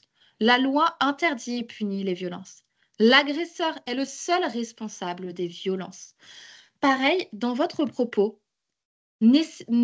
alors c'est naturel et c'est un peu instinctif parfois et on aurait envie de le faire, de dire mais il est horrible, c'est un monstre, de vraiment dénigrer l'agresseur parce que encore une fois on aurait très envie de le faire au vu des atrocités qu'il fait subir à la victime, mais ça va pas l'aider, la victime. Par contre, ce qui va l'aider, c'est de savoir qu'il est responsable, c'est de savoir que c'est interdit. Ça l'aide. Pas de savoir que c'est une personne absolument abominable. Parce que je pense que ça va même peut-être la faire culpabiliser. Bah, je suis restée toutes ces années avec une personne absolument abominable, mais mon Dieu. Diallo, c'est pas elle, annule le sport. C'est parce qu'on fait pas Pardon, il y a un micro qui est ouvert. Est-ce que vous pouvez le couper, s'il vous plaît? Parce que c'est gagné, elle n'était pas là. Bon, je coupe votre micro. Désolée. C'est pas contre vous. Qu'est-ce que je disais? Est-ce que quelqu'un peut me aider à reprendre le fil de mon intervention? Non, moi, c'est pas grave, je vais enchaîner. Qu'il fallait éviter de dire que l'auteur était abominable. Merci beaucoup. C'est vrai que du coup, quand il y a un micro qui s'active, je perds le fil de mon intervention. Oui, effectivement, de ne pas dénigrer l'auteur des faits, ça ne n'aidera pas la victime. Même si vous le pensez, vous avez le droit de le penser très très fortement, mais simplement, nous, on est là pour l'aider et ça ne l'aidera pas. Ensuite, est-ce que vous pouvez me dire justement dans le chat des choses à ne... Ah, bah, je ne l'avais pas vu, ne pas dénigrer l'auteur. Bah, vous voyez, effectivement, c'est ce que je disais. Est-ce que vous pouvez me dire des choses à ne surtout pas dire, tout l'inverse? Qu'est-ce qu'il ne faut surtout pas dire? Qu'est-ce qu'il ne faut surtout pas faire? Des phrases justement qu'il ne faudrait pas prononcer. Je vous laisse quelques secondes, peut-être le temps d'écrire. À votre avis, pourquoi vous avez attendu? Mais oui, oui, effectivement, de manière globale, pas de question en pourquoi. Ça n'a aucun intérêt pour vous. Ça n'a aucun intérêt pour la victime. Et peu importe qu'elle ait attendu 1 an, 1 mois, 10 ans, en fait, ça n'avancera pas, ça n'aura aucun intérêt pour sa mise en protection, enfin, pour sa protection et pour son accompagnement. Ça n'a pas d'intérêt de savoir ce pourquoi. Ce pourquoi elle a attendu si longtemps. Et en plus, maintenant que vous connaissez les conséquences psychotraumatiques, on sait qu'il peut avoir une amnésie et que de toute manière, pourquoi elle a attendu aussi longtemps, bah, même elle ne saura pas y répondre. Pourquoi vous êtes avec une personne comme ça? Bah oui, mais pourquoi? Mais bah, parce qu'il l'a mis sous emprise, mais ça, elle ne le sait pas. Et c'est une question, encore une fois, qui n'a aucune pertinence. Comment vous pouvez supporter de telles choses? Mais pourquoi vous n'êtes pas parti plus tôt? Ça, c'est des questions qui sont extrêmement culpabilisantes. Vous auriez dû partir, et oui, ça suffit maintenant, il faut partir. Bah, tout ça, au fait, c'est extrêmement culpabilisant. Vous devez le quitter. Vous auriez dû voir les signes. Mais tout ça, vous auriez pu voir ces signes. C'est très, très culpabilisant. Et non, elle n'aurait pas pu voir ces signes. Non, elle n'aurait pas pu parce qu'elle était sous emprise et en plus, les conséquences psychotraumatiques ont fait qu'elle était possiblement dissociée et qu'elle était déconnectée de ses émotions et qu'elle ne pouvait pas voir cette dangerosité. Alors, je vous remets du coup, nous, hop là, ce qu'il ne faut pas dire, poser des questions intrusives. Tu t'es fait violer, ça c'est quelque chose aussi qu'on a déjà entendu, tu t'es fait violer, non, tu as été victime d'un viol. Pourquoi tu n'as rien fait? Pourquoi tu n'as rien dit? Pourquoi tu continues à t'entraîner ou à le voir? C'est un malade, tu te rends compte de ce qu'il te fait subir. Alors, justement, quand on accueille la parole d'une victime et qu'on échange avec elle, il y a une chose qu'il faut prendre aussi en considération, c'est que les personnes non oralisantes, les personnes en situation de handicap vont avoir des difficultés à s'exprimer et à exprimer ces violences, à mettre des mots sur ces violences. Et même la notion de consentement, c'est quelque chose qui n'est pas forcément évident pour les personnes en situation de handicap. Donc nous, on vous a mis un QR code à l'écran qui vous permet d'avoir accès à des ressources pour justement communiquer avec les personnes qui sont non oralisantes. Voilà, je vous laisse. De toute manière, vous aurez accès à ces documents, mais ça me paraissait important que vous le preniez en considération. Pareil, vous dire qu'il existe des centres de ressources Intimagir qui sont sur tout le territoire. Vous pouvez avoir accès. Alors, je ne sais pas s'il y en a à La Réunion, vous me direz, Madame Guilhery, mais en tout cas, vous avez accès aux coordonnées pour quand même communiquer avec ces centres ressources, même s'ils ne sont pas sur votre territoire. Et ça permet en fait d'orienter des personnes en situation de handicap, c'est parce que ces centres accompagnent ces personnes sur tout ce qui est vie affective, intime et sexuelle, sur la parentalité et les violences sexistes et sexuelles. Donc là, on a vraiment des professionnels qui ont l'habitude de travailler et d'accompagner les personnes en situation de handicap. Ensuite, quelque chose d'extrêmement important, les écrits professionnels. Vous avez un QR code là à l'écran qui vous permet d'accéder au site arrêtonslesviolences.gouv.fr où nous avons recensé plusieurs modèles d'écrits professionnels. Concrètement, c'est quoi un écrit professionnel? C'est d'écrire ce que la victime vous dit. Vous le voyez, vous mettez votre identité, vous mettez ensuite l'identité de la victime et vous mettez vraiment, vous reprenez les paroles de la victime. C'est-à-dire, si madame vous a dit hier soir, monsieur m'a poussé contre la commode, j'ai mal à l'épaule depuis. Vous écrivez, madame me déclare que, ouvrez les guillemets, monsieur m'a poussé, mon conjoint m'a poussé contre la commode hier soir, j'ai mal à l'épaule aujourd'hui. Fermez les guillemets. Vous reprenez vraiment les mots de la victime. Ce que je vous dis, c'est pourquoi j'insiste dessus, c'est parce qu'il faut que cette attestation, elle soit utile. Déjà, à quoi elle va servir? Elle va servir à la victime pour la procédure pénale. Elle va servir de preuve pour cette procédure pénale. Et ça, c'est extrêmement important. Hier, j'ai assisté à un colloque au tribunal judiciaire de Paris et les magistrats, notamment les magistrats du parquet, donc ceux qui ont l'opportunité des poursuites, nous disaient, mais vous n'avez pas idée à quel point dans nos procédures, ces écrits sont précieux. Quand la victime n'a pas de preuve autre que sa parole, en fait, cet écrit, il est particulièrement important. Et vous, en tant que professionnel, vous avez un rôle à jouer dans cette procédure pénale. On entend souvent des choses sur la victime et pourquoi il y a autant de classements sans suite, pourquoi ci, pourquoi ça, mais c'est aussi notre rôle en tant que professionnel d'aider la justice à poursuivre et d'aider la justice à condamner. On ne peut pas poursuivre sans preuve, on ne peut pas condamner sans preuve. Donc nous, on peut leur apporter un minimum de preuves, ou du moins à votre niveau, d'écrire ce que la victime vous dit. Ça sera utile, croyez-moi. Cet exemplaire, vous le donnez à la victime si elle a la possibilité de le conserver, ou en tout cas, vous en conservez un, et le jour où elle décidera d'engager une procédure pénale, elle sait qu'elle peut venir vous voir pour récupérer cette attestation. Donc, encore une fois, vous scannez le QR code et vous avez accès au modèle d'attestation. Si vous suivez le modèle, il n'y a aucune difficulté. Il y a aussi des modèles de certificat médical, enfin, un modèle de certificat médical initial que vous voyez à l'écran pour les professionnels de santé. Et c'est accompagné d'une notice explicative. Donc voilà, vraiment, si vous suivez ce modèle et la notice, il n'y a aucune difficulté, ni pour vous, vous ne vous mettez pas en danger, vous ne risquez rien, vous ne risquez pas de poursuite. Et la victime, en plus, elle pourra véritablement l'utiliser. Et l'avocat de la défense, l'avocat de l'agresseur ne pourra pas retourner cette attestation en disant « Ah, mais si vous écrivez Madame a été agressée hier soir par son mari et à cause de ça, elle a mal à l'épaule. » Là, c'est vous qui faites une interprétation de ce qu'elle vous a dit, c'est vos propres mots. Et ça, l'avocat de la défense pourra le retourner contre la victime en disant non, mais cette attestation ne vaut rien parce que ce professionnel n'était pas témoin de la scène, n'était pas là dans la maison au moment où ça s'est passé. Donc, il ne fait qu'interpréter. Alors que si vous reprenez les mots de la victime, là, c'est complètement différent et ce sera très utile en procédure. Dernière chose, orienter la victime. Vous faites ce que vous pouvez faire à votre niveau, ce que vous connaissez et ce que votre métier vous permet de faire.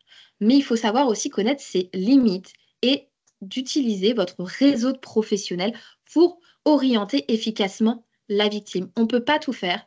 Et encore une fois, on a besoin d'être toutes et tous ensemble pour accompagner la victime. C'est une chaîne de protection et on est tous un maillon de cette chaîne autour de la victime. On a véritablement besoin, elle a besoin d'un accompagnement pluridisciplinaire pour justement sortir de ces violences et également pour se reconstruire par la suite.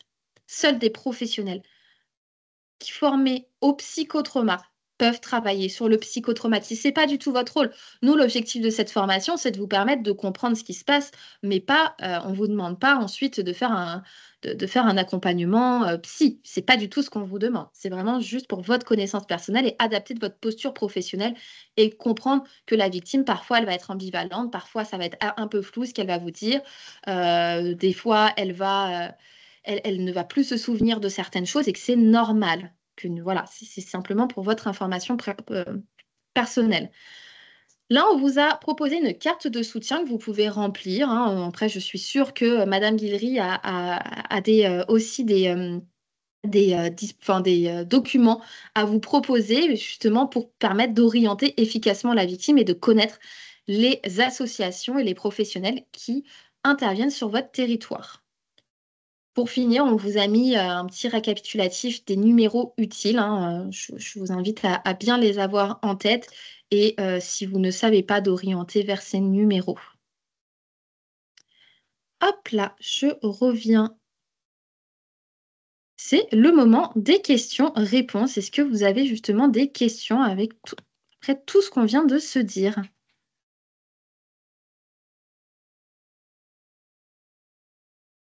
Je Peut-être viens dans pendant le que chat. les participants réfléchissent à leurs questions, vous avez également un QR code que nous signalons d'ores et déjà pour pouvoir renseigner le questionnaire de satisfaction. Donc, vous avez la possibilité de faire un petit peu les deux en même temps pour que nous puissions également avoir vos retours et vos questions, bien évidemment.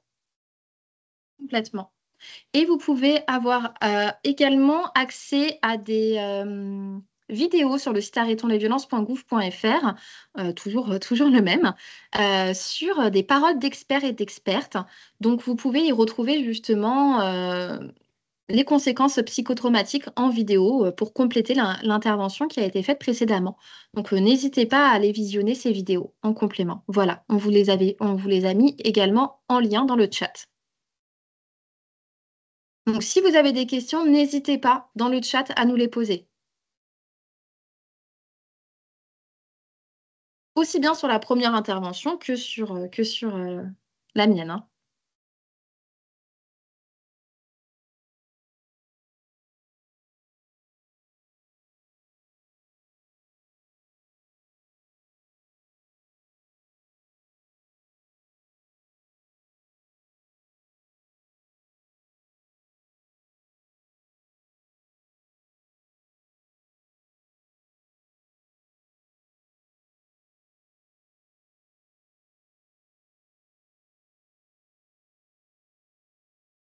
Ah, je vois qu'il y a une main levée.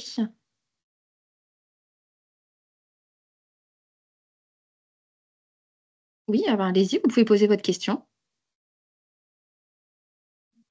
Oui, bonjour à vous, vous m'entendez? Oui, très bien. Très bien. Ma question sera simple.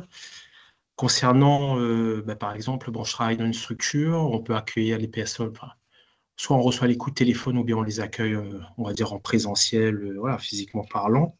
Et c'était plutôt au niveau de la posture des écoutants. Euh, Comment faire pour ne pas, on va dire, pour ne pas que l'écoutant tombe dans une forme de décompensation par la suite, c'est-à-dire, en gros, si vous voulez, moi, par rapport à ce que je peux entendre et voir toute la journée, bon, j'arrive très bien à faire la part des choses. Je veux dire par là, quand je rentre chez moi le soir, j'ai pas de problème, heureusement d'ailleurs, j'ai envie de dire. Mais pour les futurs écoutants qui pourraient entamer ce métier et qui, à force, voilà, d'accumuler, on va dire, le fait de recevoir des personnes et tout, est-ce que, voilà, il n'y aurait pas un danger pour ces personnes-là, d'avoir par la suite une forme de décompensation à force d'accumuler sans cesse? Vous voyez ce que je veux dire? Bah, je laisse le docteur répondre. Il est le mieux placé Merci à pour vous. répondre. Oui, merci de votre question. Donc, en fait, c'est un peu ce que j'avais abordé à un moment, c'est la question du trauma vicariant. Donc, en fait, si vous voulez, dans le trauma vicariant, il y a un moment où on va dire, la personne qui écoute la victime va commencer à intérioriser les propres perceptions, interprétations du monde de la victime. Et donc, c'est un petit peu le danger. Ça va avoir une modification sur sa propre vision du monde et ça va la mettre en difficulté. Je pense que le mieux, c'est déjà que les professionnels soient conscients de cela. C'est-à-dire qu'il y a des risques dans ce métier, et celui-là en est un. C'est-à-dire qu'à force d'entendre des choses qui sont quand même très, très difficiles, ben, ça peut, ça peut avoir des conséquences. Donc, il faut être prévenu. Il faut, à mon avis, je ne sais pas comment sont sélectionnés les personnes avec qui vous travaillez, mais peut-être qu'il serait pertinent de s'assurer au préalable que ce ne sont pas des personnes qui ont des fragilités sous-jacentes. Donc peut-être par le biais d'une consultation de médecine du travail ou quelque chose comme ça. Pareil, hein, c'est-à-dire que si vous êtes dans une structure où il y a un service de médecine du travail, le médecin du travail, c'est quelqu'un qui peut vous aider à repérer les situations où ces personnes seraient en difficulté. Il y a des outils qui existent pour permettre de les repérer. Mais à mon sens, voilà, il faut être dans la prévention et je suis particulièrement, enfin, je salue le fait que vous y pensiez, quoi. C'est important. Merci beaucoup et j'ajouterai en complément de ne pas rester seul aussi en tant que professionnel, d'en parler en équipe. Parfois, en parler en équipe, ça permet aussi d'évacuer tout ce qu'on a emmagasiné. Alors, on peut en parler totalement en gardant l'anonymat des victimes, hein, il n'y a pas de difficulté. Mais en tout cas, ne pas rester seul face à des situations qui nous mettent pas bien. On est humain avant tout. Et oui, il y a des situations qui vont plus nous toucher que d'autres. C'est normal, c'est OK, c'est même plutôt sain que ça ne nous fasse pas rien. Et en parler ensemble, en équipe, c'est très important aussi. Il y a une question aussi dans le chat avant de laisser la parole à une autre personne qui levait la main, qui est pour vous. J'ai une question Ouais. pour le docteur Kokalsing. Je suis désolée, Kokalsing.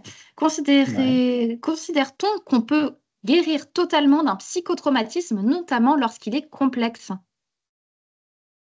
Alors, c'est une très bonne question parce qu'en fait, aujourd'hui, on est en train de se rendre compte que, en fait, on est peut-être plus sur le concept de, comment dirais-je,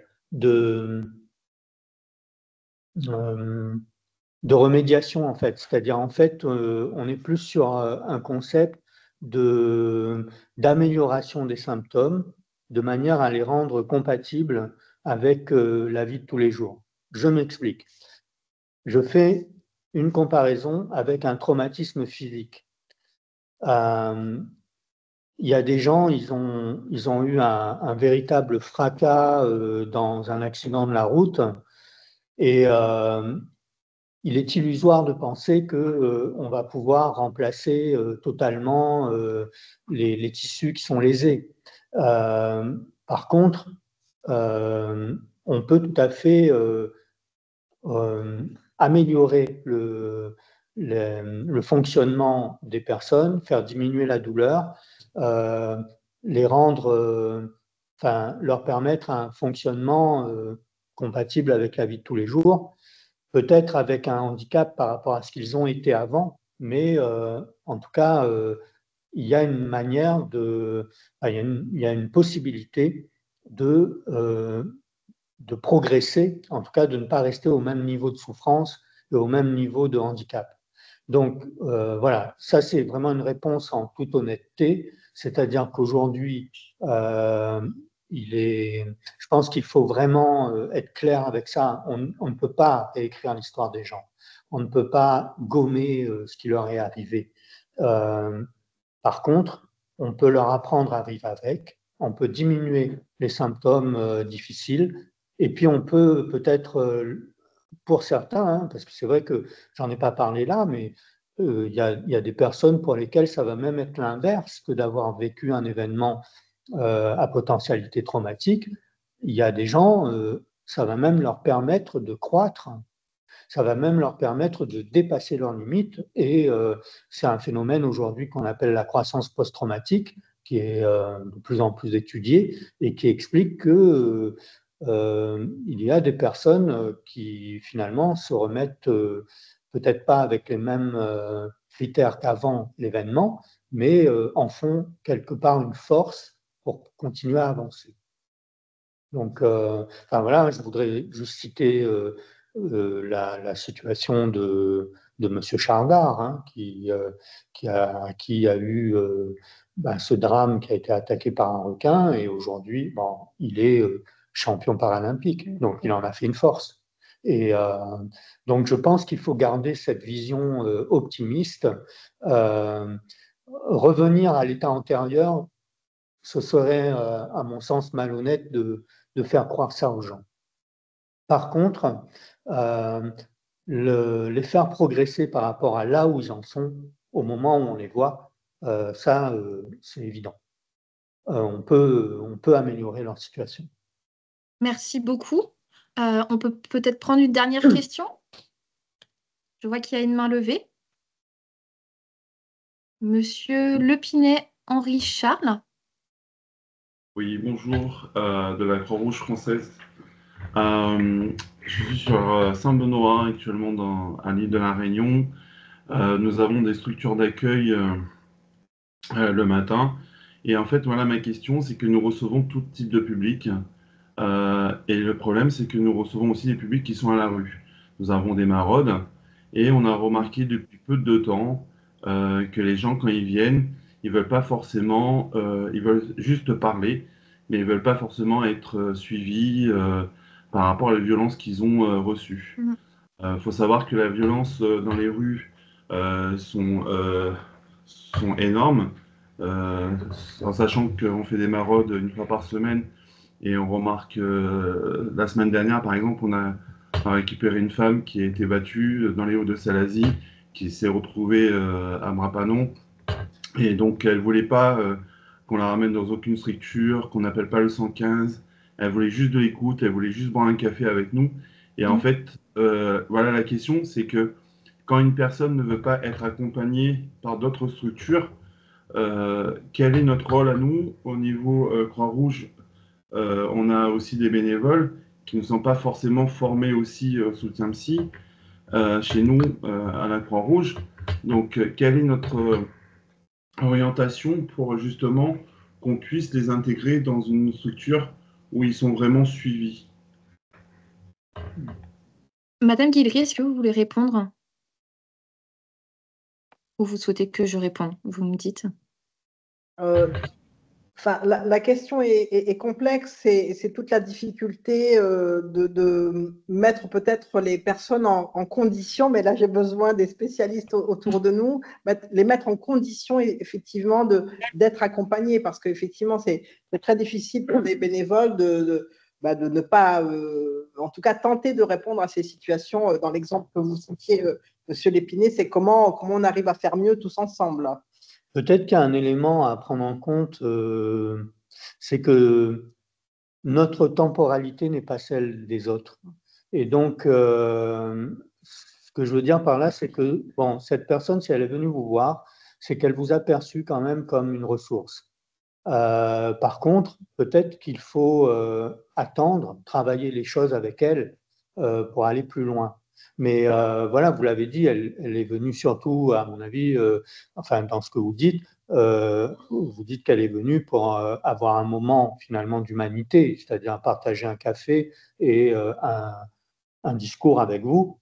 Donc un moment de reconnaissance de son humanité. Et c'est déjà probablement beaucoup pour elle, alors qu'habituellement, elle est rejetée partout et par tous, et qu'elle est dans la rue.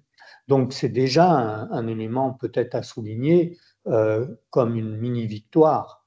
Et peut-être prendre le temps pour avoir la deuxième étape. Et peut-être que ce qu'il faut entendre, parce que vous parlez de vos bénévoles, c'est qu'il faut peut-être que vos bénévoles soient accompagnés pour accepter cela, pour accepter l'idée qu'ils ne pourront pas tout faire et pas tout faire tout de suite et qu'ils doivent l'accepter. Ben voilà, il y a des formations justement pour les bénévoles, pour les gens, enfin, pour les citoyens qui souhaitent finalement aider, mais qui ne sont pas des professionnels du soin ou autres. Une des premières choses qu'on leur apprend, c'est justement à connaître les limites des personnes, mais les propres limites, les leurs aussi. Donc, sinon c'est quelque chose qui va être difficile pour eux.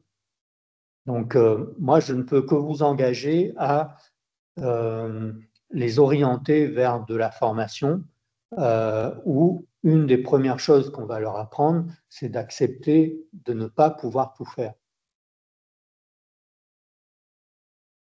Oui, alors on va peut-être compléter. Est-ce que Cathy, tu veux compléter?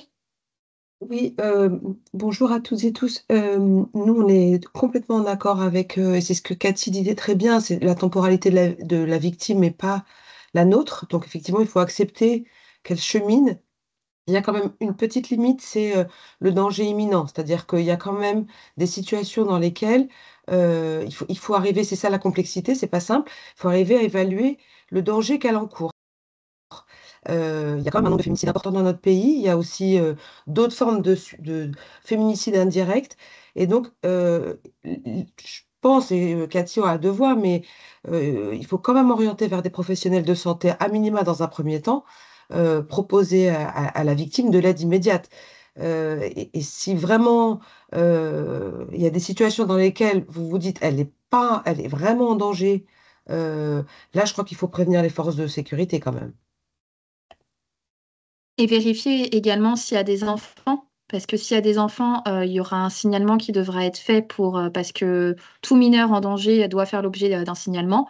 Donc ça, c'est aussi une des limites au respect malheureusement de la temporalité des victimes. Et effectivement, s'il y a un danger de mort pour la victime, il faudrait effectivement signaler soit aux forces de sécurité intérieure, soit au procureur directement, faire un signalement au procureur. Tout citoyen, citoyenne, nous avons la possibilité de faire un signalement au procureur lorsque nous avons connaissance d'un crime. C'est au-delà de la possibilité, nous avons le devoir de faire le signalement au procureur lorsque nous avons connaissance d'un crime. Le viol étant un crime, je ne connais pas la situation de madame, mais par exemple, le viol étant un crime, nous pouvons signaler sans l'autorisation de la victime, bien évidemment en l'en informant, quand on est sur des situations extrêmes comme ça. Après, dans les autres cas, le respect de la temporalité, suggérer, proposer une orientation, et quand le cheminement se sera fait pour la victime, d'elle-même, elle ira vers ce que vous lui avez proposé. Vous, à partir du moment où vous avez fait votre travail, vous avez accueilli sa parole, vous avez respecté ses besoins, vous avez respecté sa temporalité, vous n'avez plus rien à vous reprocher. Et effectivement, ça passe par la formation des bénévoles pour aussi les faire déculpabiliser, parce que ça peut être très culpabilisant quand on sait que madame va retourner chez l'auteur et que nous, on rentre chez soi, qu'on est en sécurité. Parfois, on y repense et on se dit, qu'est-ce que j'aurais pu faire d'autre? Mais on a fait tout ce qu'il fallait. Donc la formation, c'est l'essentiel. La formation et peut-être, si je peux me permettre, le réseau. C'est-à-dire que il est important que vous travaillez avec des personnes, que vous ayez des interlocuteurs vers qui vous pourriez vous tourner, au moins pour des conseils et pour prendre des décisions, on va dire, concertées, et pour pouvoir proposer la meilleure chose qui soit, quoi. Mais ne travaillez pas seul. C'est important parfois, quand on n'est pas sûr, de se confronter au regard de quelqu'un d'autre pour arriver à trouver ensemble une meilleure solution. Vous l'avez rappelé tout à l'heure, Cathy, vous parliez de la chaîne de protection, hein, c'est l'esprit même de Pâques Nouveau Départ, mais là, on va sur d'autres sujets, mais peu importe, finalement, la problématique est la même, de pouvoir effectivement avoir des acteurs qui se connaissent mieux, en particulier en proximité dans les territoires, pour ne pas rester effectivement isolés, et puis de se dire, hein, on l'a souvent dit, pour chacun des acteurs, se recentrer sur son cœur de métier, hein, sur sa zone de confort, parce que ben, voilà, c'est son cœur de métier, et devoir pouvoir faire appel effectivement à d'autres partenaires, passer le relais, le témoin, pour que effectivement la victime, quelle qu'elle soit, puisse voilà, bénéficier du meilleur accompagnement possible, quelles que soient finalement les situations de violence dont on parle, et forcément la Croix-Rouge à faire à, bien sûr, des populations très différentes les unes des autres, des problématiques très différentes. Donc le but, c'est vraiment de pouvoir agir ensemble sur le territoire pour prendre en charge les situations qui se présentent aux acteurs de proximité, comme les associations, bien sûr, de premier rang, le dernier kilomètre de l'action publique, comme on dit souvent. Merci beaucoup. Est-ce que on peut peut-être conclure ce webinaire? Madame Guilry, je vous laisse le mot de la fin. Merci beaucoup. Je voudrais d'abord vraiment remercier chaleureusement les co-animateurs de cette séquence, Dr Hugo Kalsink et Cathy Georges-Maya, pour la qualité de leurs interventions vraiment en miroir. Je pense que tout le monde aura mieux compris ce qu'est le psychotraumatisme, ce que nous devions en comprendre. Voilà, et merci, docteur, d'avoir vraiment vulgarisé votre propos pour la bonne compréhension du plus grand nombre. Et puis, merci des petits cailloux que vous avez semés, Cathy, pour permettre à chacun, effectivement, d'interagir le plus positivement possible avec les victimes. On vous remercie à nouveau de bien vouloir renseigner le questionnaire avec le QR code. On commence à avoir 14 réponses. Donc, voilà, encore quelques participants n'ont pas répondu. S'il y a nécessité, on peut réafficher le QR code pour le questionnaire de satisfaction dont le but est de surtout pouvoir enrichir bien évidemment nos prochains rendez-vous. C'est tout l'intérêt, bien évidemment, de pouvoir répondre à vos attentes du mieux possible. Je voudrais donc peut-être vous rappeler nos prochaines échéances, puisque nous aurons un prochain webinaire après les congés d'hiver austral à la rentrée, le 30 septembre. Vous pouvez d'ores et déjà noter cela dans vos agendas. On espère pouvoir vous confirmer cette date, qui portera sur les spécificités des violences au sein du couple à La Réunion et en Outre-mer, et en particulier à La Réunion. Et ensuite, nous aurons, sans qu'on ait totalement calé les dates, mais que vous avez à peu près l'échéancier, les prochains webinaires, donc au mois d'octobre sur la protection des victimes, webinaire numéro 6 en novembre, après le 25 novembre, devrait être consacré aux enfants co-victimes, dont il a été question d'ailleurs aujourd'hui, et un 7e webinaire, et le dernier de la série, au mois de décembre, sera consacré aux stratégies des auteurs et au continuum des violences. Comme les précédents webinaires, vous pourrez les retrouver sur le site, dans l'espace La page YouTube. Playlist de la MIPROF, hein, c'est bien ça? C'est ça, voilà, sur le compte YouTube du ministère de l'Égalité Femmes-Hommes. Voilà, tout à fait.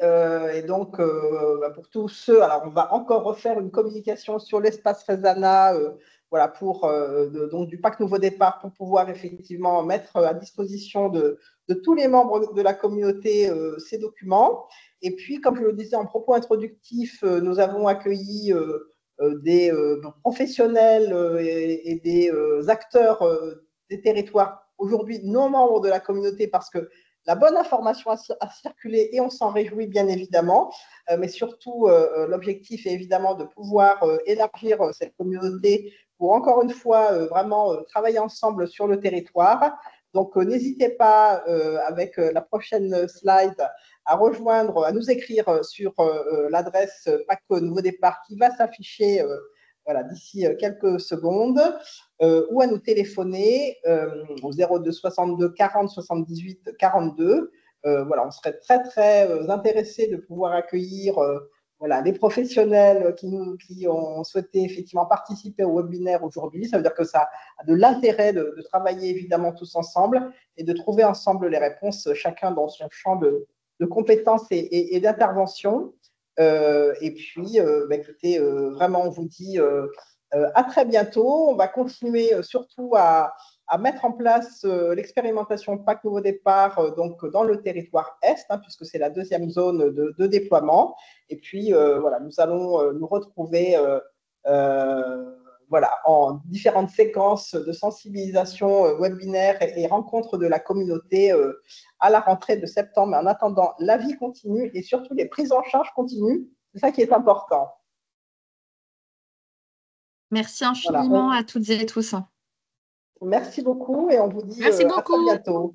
Merci. Merci, au revoir. Au revoir. Merci beaucoup. Au revoir. Merci, au revoir.